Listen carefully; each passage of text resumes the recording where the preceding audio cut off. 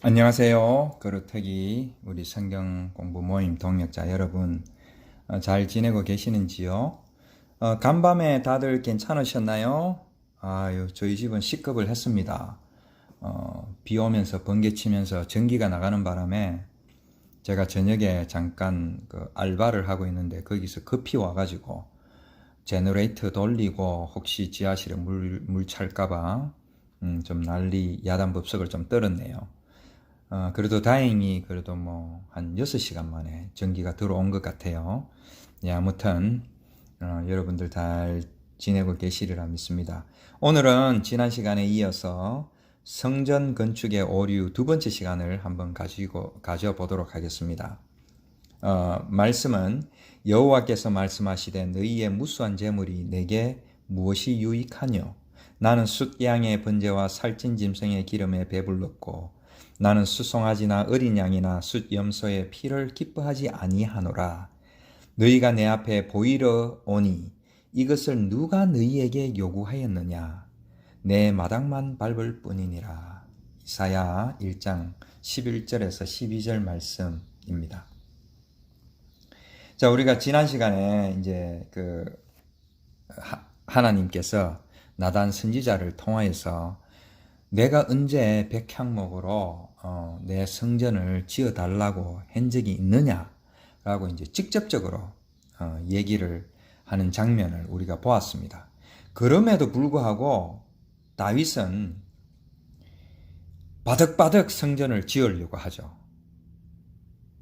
완전히 자기의 생각입니다. 그죠? 자, 이렇게 해서 이제 성전을 이제 다윗은 이제 지을 수 있도록 많은 준비를 하게 됩니다.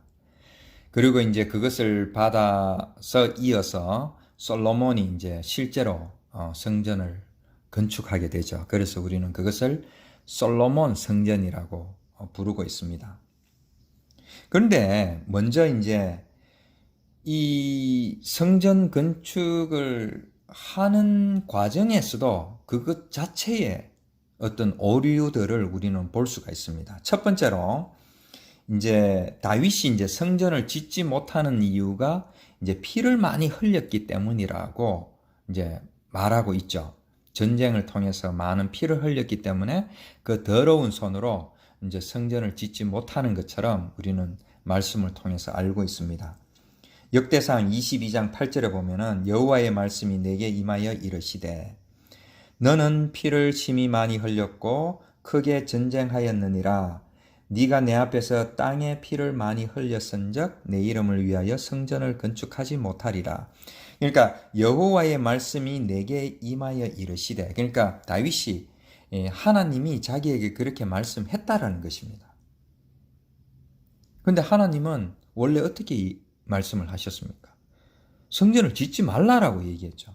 그런데 다윗은 이 말씀을 살짝 비틀어서 성전을 짓지 말라라는 이유가 다름이 아니고 내가 전쟁을 많이 했기 때문에 피 묻은 손으로 성전을 짓지 말라라고 자기 생각을 얘기를 하고 있는 것이죠. 자, 그렇다면은 그 다윗이 준비한 그 성전 건축을 솔로몬이 짓게 되는데 솔로몬은 피를 안 흘렸습니까? 이제 소위 이제 정권이 바뀌면은 이제 그 숙청들이 일어나죠. 칼부림이 일어납니다. 그 솔로몬도 당연히 그 자기의 이복형이죠. 그 아도니아를 죽이게 되죠. 그리고 그 아도니아를 쫓았던 요압 장군도 죽이게 됩니다. 그리고 이제 압살롬을 그 지지했던 사울 가문의 그 인물이 하나 있는데 시므이라는 자가 있죠. 그래서 이제 사울 그 가문의 어떤 은혜와 그런 여러 가지를 생각해서 죽이지 않고 약속을 합니다. 네가 예루살렘을 떠나지 마라. 만약에 떠나면은 왜 또 떠나면은 또 어디 가서 또 작당을 하고 또 음모를 꾸미고 할 수도 있으니까 예루살렘을 떠나지 말고 여기에 그냥 있어라. 네가 떠나는 순간에 죽게 될 것이다. 라고 했는데 한 3년인가 있다가 떠나게 된 것을 이제 발각이 되죠. 그러고 나서 이제 죽임을 당하게 됩니다. 이처럼 솔로몬도 사람을 죽였습니다. 피를 흘렸죠. 그러나 솔로몬은 거기에 더해서 더 엄청난 죄를 범하고 맙니다. 이방 여인들을 이제 첩으로 이제 맞아들이기 시작을 하는 것이죠. 그 이방 여인들만 맞아들인 것이 아니라 이방 여인들이 가지고 온 우상도 받아들이게 됩니다. 그리고 심지어는 그 우상을 모실 산당을 짓게 되는 것이죠. 이처럼 엄청난 범죄를 하나님 앞에 하게 되는데 이 솔로몬 자체로 보면 오히려 더 성전을 건축할 자격이 없는 것이죠. 그런데 이제 조금 전에도 말씀드렸지만은 열왕기상 5장 5절에 보면 이런 말씀이 나옵니다. 여호와께서 내 아버지 다윗에게 하신 말씀에, 그러니까 여호와께서 내 아버지 다윗에게 이렇게 말씀했다 카드라라는 이제 카드라라는 게 여기에 들어오죠. 내가 너를 이어 네 자리에 오르게 할 내 아들 그가 내 이름을 위하여 성전을 건축하리라 하신 대로 내가 내 하나님 여호와의 이름을 위하여 성전을 건축하려 하오니. 이제 이렇게 그 하나님이 성전을 짓지 말라라고 했는데 그것이 이제 이렇게 한 다리 두 다리 건너가면서 카드라 그런 이제 말로 바뀌어 가지고 여호와의 말씀이 다윗은 성전 건축을 못하고 그 다윗을 이어서 나오는 자, 다윗의 뒤를 이을 자가 성전을 건축하게 될 것이다. 그래서 그것은 바로 나 솔로몬이기 때문에 이제 내가 그 이름을 위하여 그 다윗이 내 아버지 다윗이 명한 대로 나는 성전을 건축할 것이다 라고 하는 것이죠. 우리가 전 시간에도 보았듯이 다윗의 뒤를 이어서 올 자, 그 후손, 제라, 그것은 예수 그리스도를 얘기를 한다고 우리는 분명히 들었습니다. 그렇지만 그것을 다 곡해를 해버리는 것이죠. 즉, 하나님의 말씀을 들었으면은 그 말씀이 무엇을 얘기를 하고 있는지 알아들을 수 있어야 되는데 그걸 알아듣지를 못하니까 자기가 생각하는 대로, 자기가 원하는 대로 그것을 해석해 버리는 것이죠. 하나님의 말씀을 제대로 깨닫지 못하는 자들의 전형적인 모습입니다. 그리고 또 하나 우리가 볼 것은 신명기 27장 5절 6절 말씀에 보면은 또 거기서 내 하나님 여호와를 위하여 제단 곧 돌단을 쌓되 그것에 쇠 연장을 대지 말지니라. 너는 다듬지 않은 돌로 내 하나님 여호와의 제단을 쌓고 그 위에 내 하나님 여호와께 번제를 드릴 것이며. 자, 이제 이 말씀은 어떤 말씀이냐면은 이제 모세가 이제 출애굽해서 이제 광야를 지나면서 1세대는 다 죽게 되죠. 여호수아와 갈렙만 빼고 다 죽게 되는데 너희들이 이제 가나안 땅에 들어가면은 나는 이제 여기서 죽게 되니까 너희들이 가나안 땅에 들어가면은 제단을 쌓고 번제를 드려야 되는데 그때에 그 제단의 돌은 다듬지 말라라고 지금 부탁을 하는 장면입니다. 심지어 출애굽기 20장 25절에는 이런 말씀도 나옵니다. 네가 내게 돌로 제단을 쌓거든 다듬은 돌로 쌓지 말라. 네가 정으로 그것을 쪼면 부정하게 함이니라. 이런 말씀까지. 그러니까 즉 하나님은 한결같이 인간의 어떤 인위적인 것을 하나님과 인간 사이에 보태지 말라라는 것입니다. 하나님의 역사에 어떤 인간의 그런 행위들, 인위적인 것, 땅의 것을 보태지 말라라는 것입니다. 그렇게 하는 것이 부정이고 악하다라는 것입니다. 모세의 오경을 누구보다도 잘 알았을 다윗 그리고 솔로몬, 이 사람들은 그것을 깡그리 무시하고 짓지 말라라고 하는 그 말을 안 들은 것부터 시작해가지고 성전을 자기 마음대로 생각해가지고 짓는 것입니다. 역대상 22장 2절에 보면은 다윗이 명령하여 이스라엘 땅에 거류하는 이방 사람을 모으고 석수를 시켜 하나님의 성전을 건축할 돌을 다듬게 하고, 자, 이방 석수들까지 데리고 와가지고 조금 전에 분명히 제단을 쌓을 때에 돌을 정으로 쪼개지 말라, 부정하다, 너희들의 인위적인 그런 행위나 그런 생각들을 보태지 말라라고 분명히 말씀하고 있는데도 다윗은 유대 백성도 아닌 이방 석수들, 꼭 뭐 일부러 이방 석수들을 뭐 불러 모았다기보다는 그 진짜 실력 좋은 석수장이를 모으다 보니까 아마 이방 사람들이 많았겠죠. 그래서 그런 사람들을 모아가지고 그 건축할 돌을 이쁘게 따듬는 것입니다.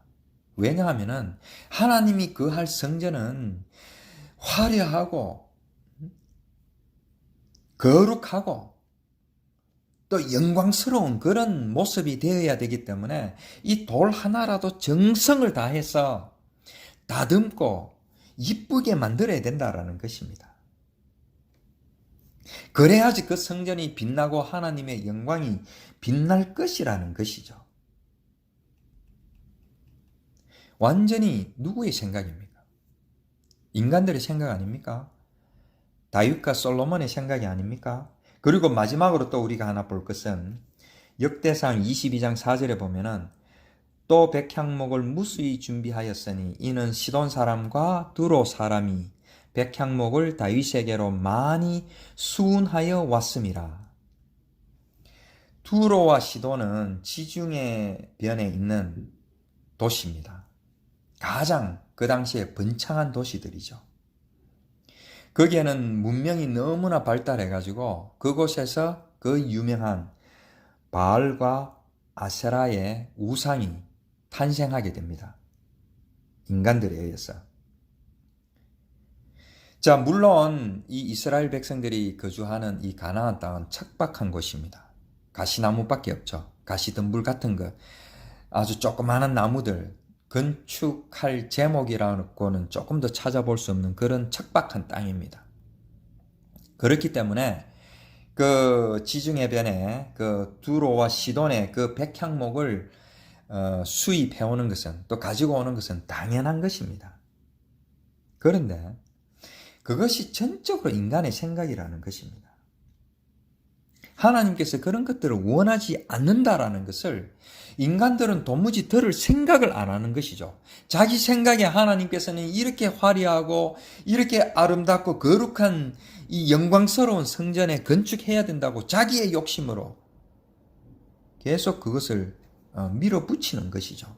심지어는 이 땅에 그 우상의 발상지, 그곳에서 나는 백향목을 가지고 오는 그런 우를 결국에는 범하고 마는 것이죠. 그렇기 때문에 그 지역에 있는 이방 여자들을 솔로몬은 손쉽게 취하게 되고, 또 그 이방 여인들이 가지고 온 우상들도 아무 꺼리낌 없이 그냥 받아들이고 나아가서는 산당까지 짓게 되는, 하나님이 보시기에 너무나 악한 행위들을 할 수밖에 없는 지경에 이르고 마는 것입니다.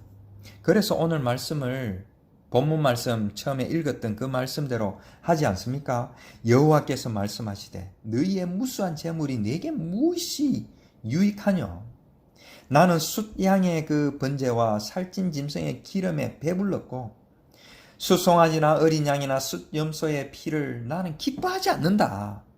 제발 내 말귀 좀 알아들으라. 내가 무엇을 원하는지 조금이라도 내한테 한번 물어보고, 또 내가 나단 선지자를 통해서 얘기했던, 또 선지자들, 이사야 선지자를 통해서 얘기했던 그런 것들을 좀 새겨 들어보아라. 좀 내 앞에 이렇게 가지고 오는 것을 누가 너희에게 요구를 하였느냐? 너희는 내 마당만 밟을 뿐이니라. 그죠?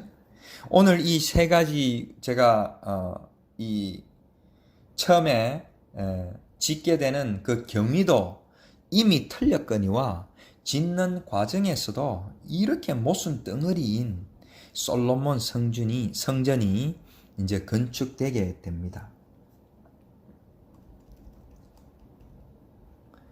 그러나 우리가 여기서 또 하나 생각해 보아야 될 것은, 그것이 만약 하나님의 뜻으로 지어진 성전이면은 하나님의 그 뜻에 의해서 그 성전이 영원히 존재해야 될 것 아니겠습니까? 그러한 성전이 어떻게 됐습니까? 그 솔로몬 성전이 어떻게 되었습니까? 세상 나라의 대표가 되는 바벨론에 의해서 무참히 무너지지 않습니까? 그 속에 있던 법궤는 흔적도 없이 도둑질을 당했는지, 누군가가 짓밟아서 없애버렸는지, 또 우사를 통해서 손만 대어도 하나님께서 심판하셨던 그 하나님께서 누군가가 탈취를 해가도 하나님은 그대로 내버려 두시는 것이죠. 그리고 그 솔로몬 성전은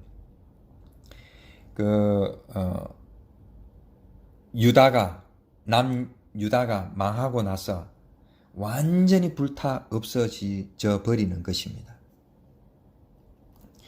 왜 인간들은, 또 목회자들은 성전이 어떻게 건축되었는지, 누구의 열심으로 건축되었는지 거기에만 초점을 맞추고, 그래서 너희 집들은 다 좋은데, 다윗이 생각했던 것처럼 하나님의 집은 이렇게 초라한데 너희들이 가만히 있을 수 있느냐라고 독려를 하면서 반강제로 성전 건축이라는 명목으로 헌금을 강요하고, 하지만은 정작 그 솔로몬 성전이 마지막에 결론적으로 어떻게 되었는지는 아무도 얘기를 하지 않더라는 것입니다.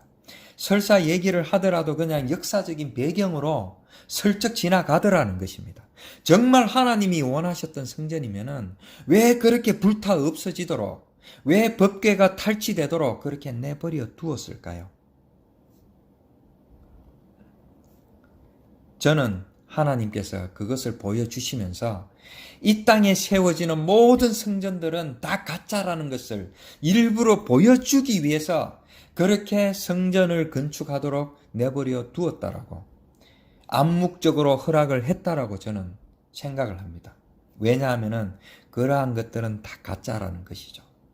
시간이 지나면서 인간들이 하나님께 영광 돌리겠다라고 한 행위들은 아무 부질 없다라는 것은, 아무 소용이 없다라는 것이죠.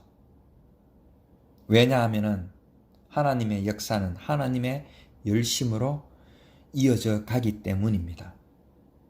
그래서 오늘 제가 잠깐 그 오류들을 보았던 것을 우리가 생각하면서 지금 오늘 현대를 살아가는 우리가 분별력을 가지고 이것을 보아야 될 것입니다. 예수님 이후로 지어지는 모든 건물은 그거는 성전이 될 수도 없고, 또 예수님 이전이라도 하나님께서는 그러한 성전을 허락하신 이유는 원하시지도 않으셨지만은 그렇게 아득바득 지으려고 할 때에 그냥 내버려 두었던 것은 그것이 가짜라는 것을 보여주기 위함임을, 더도 아닌 덜도 아닌 딱 그 이유만이라는 것을 우리가 기억을 해야 될 것입니다.